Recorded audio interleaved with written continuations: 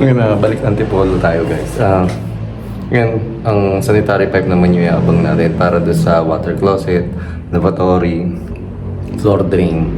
Yan, tsaka yung dito sa second floor. Abangan natin ito. Yan o. Ito na, papunta nito sa labas eh. Yan yung inabang ko nung nakaraan. Kasi nagbuhos na sila ng flooring. Wala na, iabang na yan. Tapos ito na. Ito, sa lavatory, floor drain. Yan. Ito, bukod dito sa water closet. O, ayan. Mapapansin nyo, di ako gumamit ng PVC elbow na 90 degrees, lahat 45 degrees. Para maganda yung slope niya, tsaka yung tapo ng tubig. Yan, mapapansin nyo.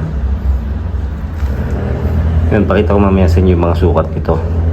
Yun, gusto na yung natin. Ito pang sa water closet. Yan, okay na to. Tapos diretso siya dito. Yan, 4 inches din yan, pakit dun sa taas.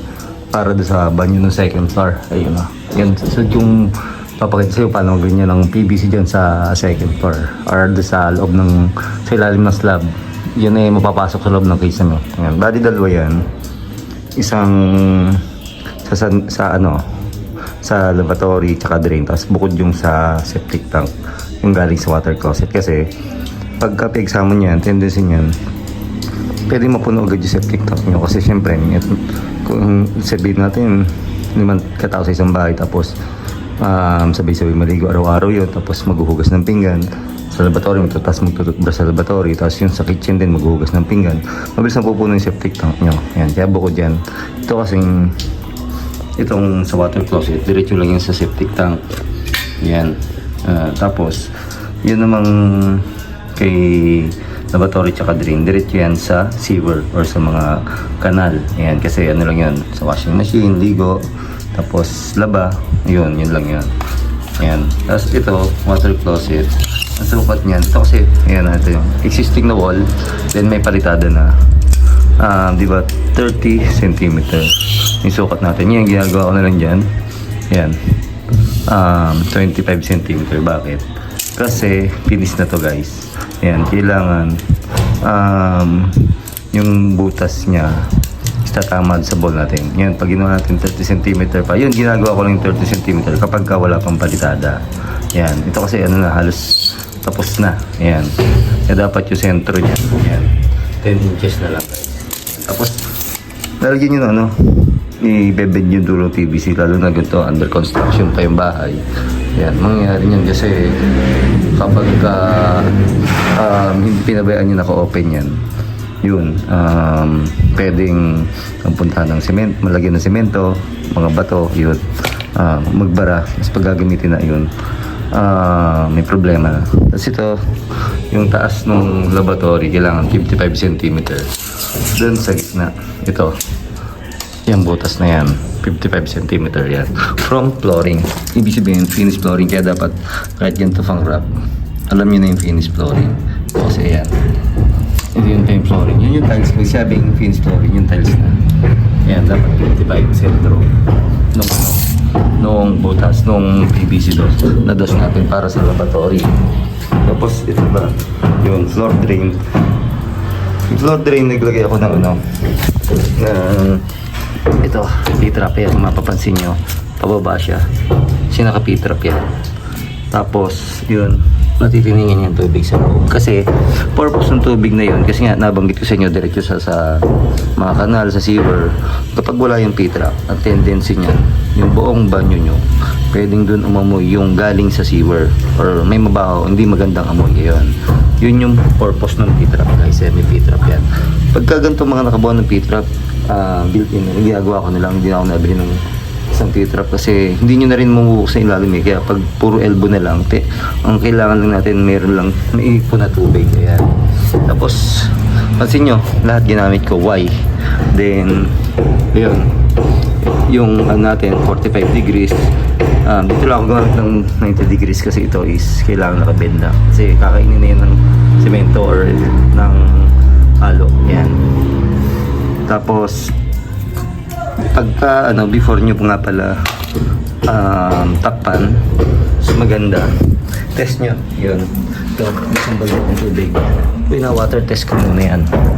Ang purpose nito, ma-check ko kung walang leak doon sa mga dugtungan, then the same time hindi siya barado.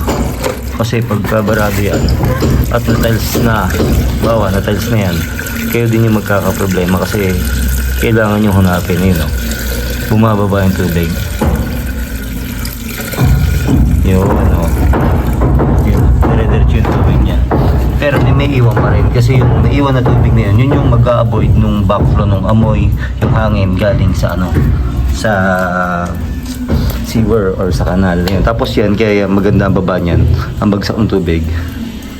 Meron niyang ano, mayroon yan sa dulo, sa taas, air vent. Yun, nakakatulong yun sa flow ng tubig. Tapos yung mga ganyan, bawa yung mga slope na, yung mga natin, elbow natin, 45 degrees lang, nakaway lang tayo, nakakatulong yun sa flow ng tubig. Then yung klebe niya, hindi ganung slope na slope. Kasi tendency nun, pwede maiwan yung mga kasama niyang mga kanin, ganun, dumi, tapos yung tubig dire-diretso lang may iwan. Mag-build up yun hanggang sa bumara. Yan, tapos isa pang tips guys, itong floor drain, lalo na to sa shower area, sa corner lagi nyo ilalagay, huwag dito sa tapat ng let's say faucet or shower. Kasi pag sa tapat yan ng faucet, na-imagine nyo diba, pag nagbigay kayo ng balde, natatakpan yung floor drain, yun minsan maawas yung tubig or dumadami volume tubig doon sa flooring. Kaya mas maganda nasa corner yan, yun, para hindi matakpan ng lalagyan natin balde or kung ano man ilagay natin. Yan, tapos ang isa pa kagandaan, pag nasa corner ang floor drain, ano yan, yung pagta-tiles yan, kumbaga isang ano lang, papunta lang lahat sa sulok. Magandang slope ng tiles, hindi na kailangang nakabali pang ganun pa, kasi nasa gitna. Yan, minsan ramdam nyo na hindi maganda yung pagkakatiles kasi nasa gitna yung floor drain, hinahabol yung slope. Ayan, kaya mas maganda na sa corner lang para isang slope lang. Then ito, kalimitan, shower, tsaka bathroom, naglalagay ng enclosure. Kaya naglagay ako ng isa pang floor drain dito. Purpose naman ito, may ano din yan, yung P-trap. Ito, dito yan, between nung ano, water closet tsaka nitong ano natin, itong ating lavatory. Yun, para in case na maglagay ng shower enclosure or nagharang, meron tayong floor drain dito sa area na to, sa CR, bukod doon sa shower area. Yan. Sana nagka-idea kayo. Tapos next kong gagawin video kung paano naman magkabit ng PVC doon sa taas. Yan, kung ano mga dapat gawin para mas maganda yung ano nyo, pag-setup nyo ng PVC tsaka yung flow ng mga tubig niyan. May iwasan nyo rin yung pagbabara.